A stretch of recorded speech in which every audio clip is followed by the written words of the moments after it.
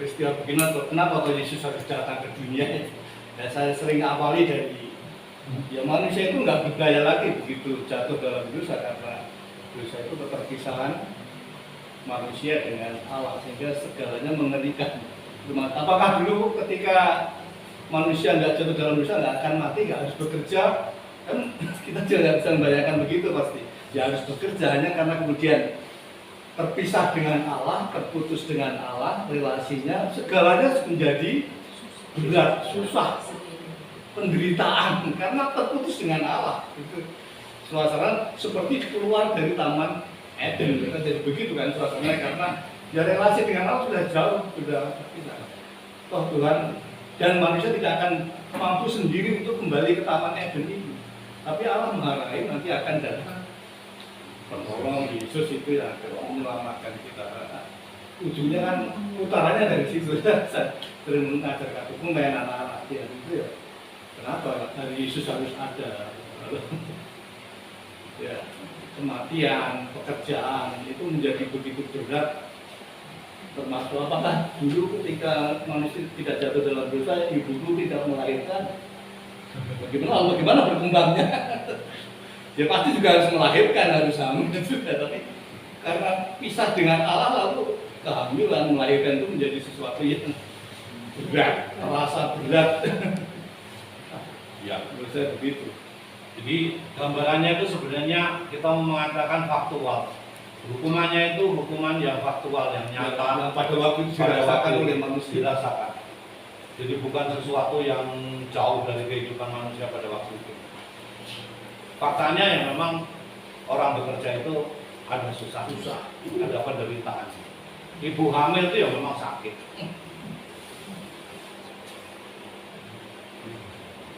Tapi yang jelas Bapak Ibu ya, bahwa manusia yang berbuat dosa itu memang harus mempertanggungjawabkan. Jadi tidak bisa melempar-lempar.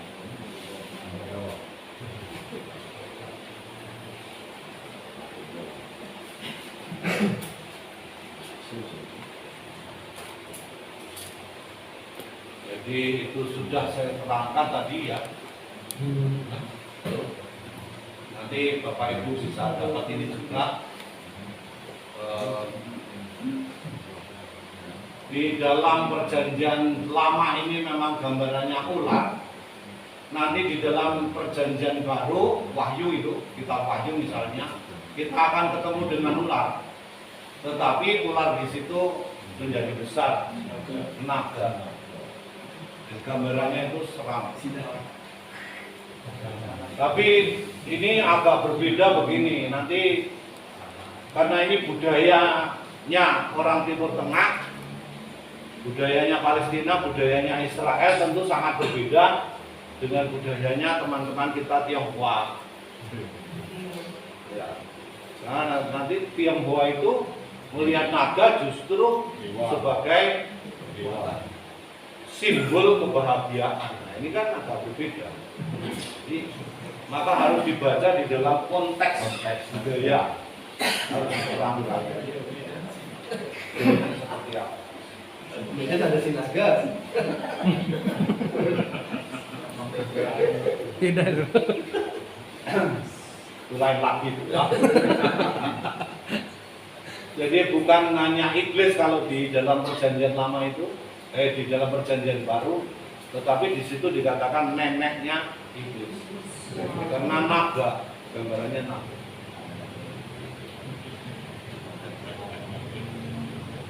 Saya akan kasih itu nanti Bapak Ibu ya. Lalu kemudian itu yang biasa itu, manusia kan lempar batu sembunyi tangan, nah itu biasa lah ya, itu alami untuk kita.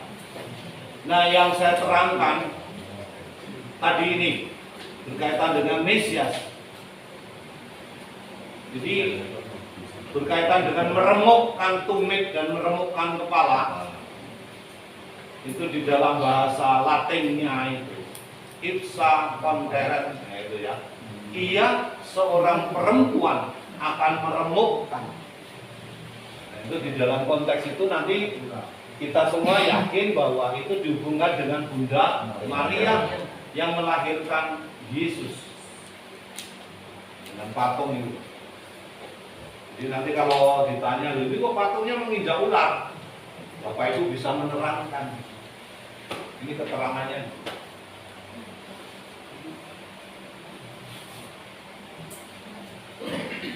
Nggak usah difoto, nanti saya kirimkan. Hanya mungkin ya keterangan itu ada yang tambahan-tambahan sih ya. Tapi kalau yang di sini nanti akan dikirimkan.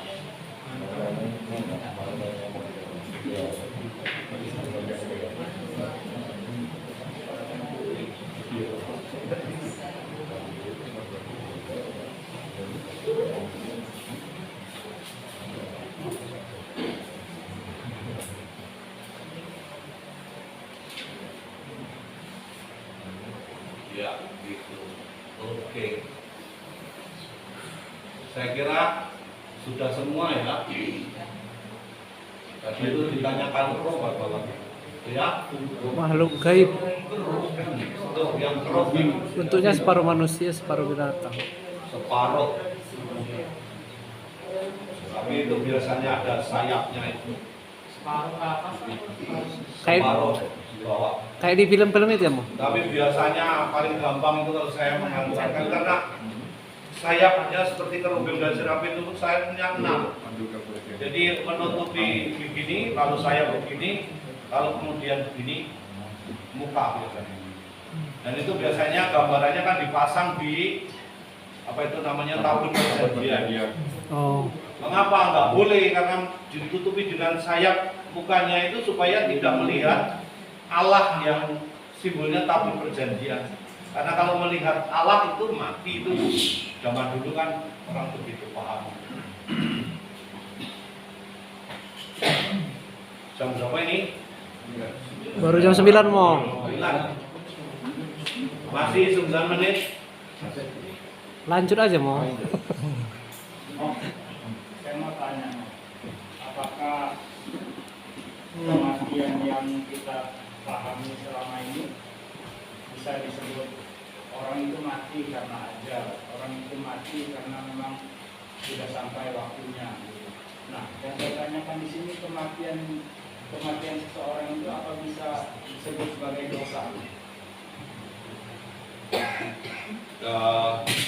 Kalau kita mengerti di kemudian hari bahwa dosa punya implikasi pada kematian, tetapi lebih pada umumnya sih itu bukan fisik ya, bukan fisik. Tapi bahwa karena dosa bisa menyebabkan kematian bisa. Maka terjadilah pembunuhan, misalnya Kain membunuh Habel, itu bisa. Karena nanti itu ceritanya Habel ini menurut saya sangat menarik sekali. Bagaimana manusia itu diingatkan supaya tidak jatuh ke dalam dosa. Karena ketika jatuh ke dalam dosa bisa berakibat pada kematian itu. Membunuh atau membunuh diri. Bisa sampai ke situ. Tapi umumnya memang kematian itu juga dipahami secara bukan hanya fisik tetapi rohani juga. Kalau kita ngomong misalnya kematian karena dosa itu lebih rohani yang dampaknya nanti di kemudian hari adalah berkaitan dengan hidup kekal atau mati kekal. Sana lagi. Itu materinya itu kapan, Mo? Setelah kita mati. Ya, apanya? Setelah kita mati kemana gitu. Ya itu nanti. Makanya di kapan gitu. Karena sulit misalnya Ayub. Nanti misalnya contohnya Ayub ya. Pada zamannya Ayub itu orang mengalami kebingungan. Karena dulu kan hukumnya itu kan hukum kisas. Besok kita, nah ini nanti di Kain dan Habil itu dibahas mengenai. Nanti ada namanya hukum kisas. Hukum kisas itu adalah hukum pembalasan di bumi. Kan menjadi sangat repot, terutama berkaitan dengan Ayub. Lu Ayub itu orang baik, saleh. Kok suatu saat anaknya mati, kebunnya kebakar, kambing, domba, sapi habis. Maka itu tidak masuk akal gitu. Tidak masuk akal. Lalu bagaimana menerangkannya? Itu kan menjadi sangat sulit. Karena pembalasan itu harus kelihatan. Termasuk nanti pada zaman Abraham itu. Abraham itu nggak rela kalau Sodom dan Gomora itu dibakar. Kan ada orang benar di situ. Bagaimana orang benar mati bersama dengan orang berdosa? Nah, itu ya nggak bisa. Tapi pemikirannya belum sampai situ dulu. Karena pakai hukum kisas, hukum pembalasan di bumi. Nah, setelah itu, setelah Ayub nanti muncul pandangan eskatologis bahwa hidup itu bukan hanya sekarang ini, gitu. Tapi ada eskatologis. Tapi jangan cepet-cepet, masih lama mas. Masih jauh. Karena menghubungkan tadi. Ya. Karena ini kita kebijaksanaan, jadi jauh itu. Amin. Amin lah. Ya iyalah musuh nggak panjang murah. Kasih tepuk, kasih panjang umur lah. Amin. Apakah kita akan lanjutkan atau kita pulang? Lanjut mau. Kalau begitu kita baca Kain dan Habil. Oke. Sekarang dibalik. Tadi ibu dulu, sekarang bapak dulu. Bab 4.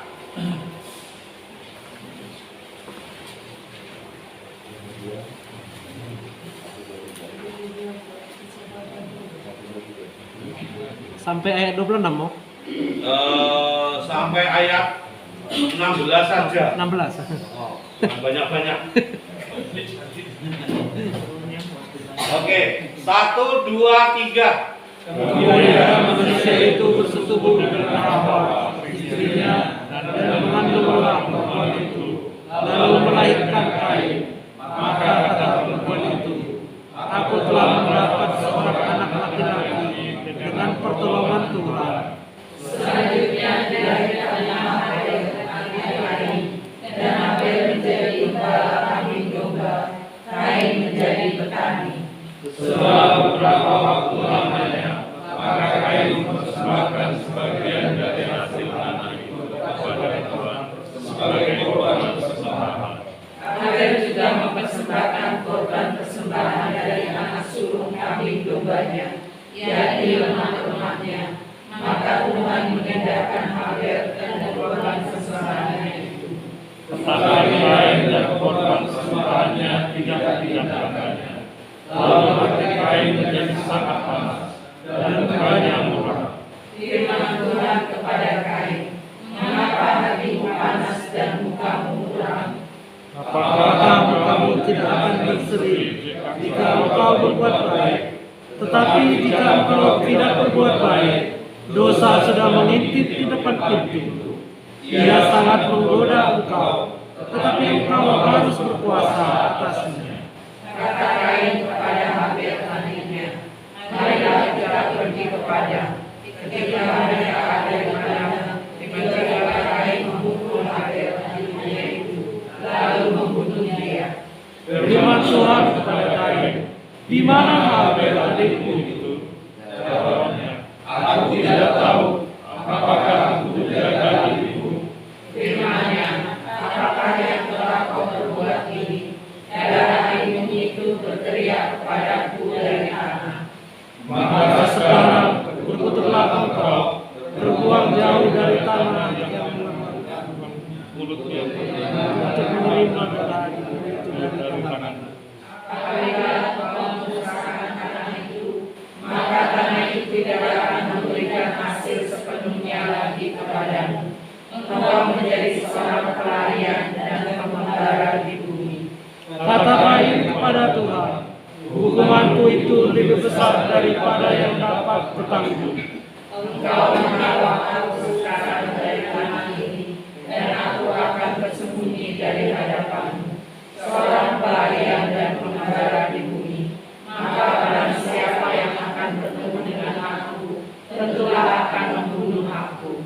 Firman Tuhan kepadanya, sekali-kali tidak. Barang siapa yang membunuh Kain akan dibalaskan kepadanya 7 kali lipat. Kemudian Tuhan menaruh tanda pada Kain, supaya ia jangan dibunuh oleh barang siapa pun yang bertemu dengan dia.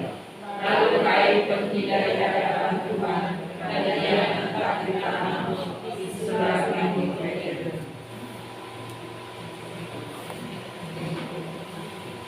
Kira-kira Kain itu membawa persembahan apa?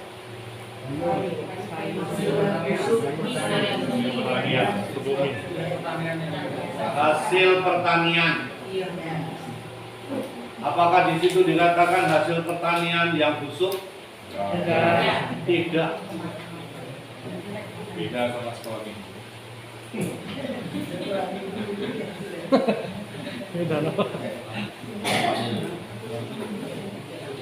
Pertanyaan yang kedua, apakah persembahan Kain itu ditolak? Tidak diindahkan. Itu tidak sama dengan ditolak.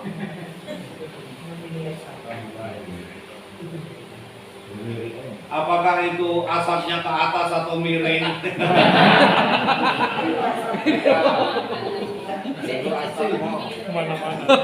Ya itu hanya miring. Mungkin pada waktu itu hanya untuk mempermudah anak-anak ya. Sampai sekarang bayang ya. Tapi mari Bapak Ibu coba kita lihat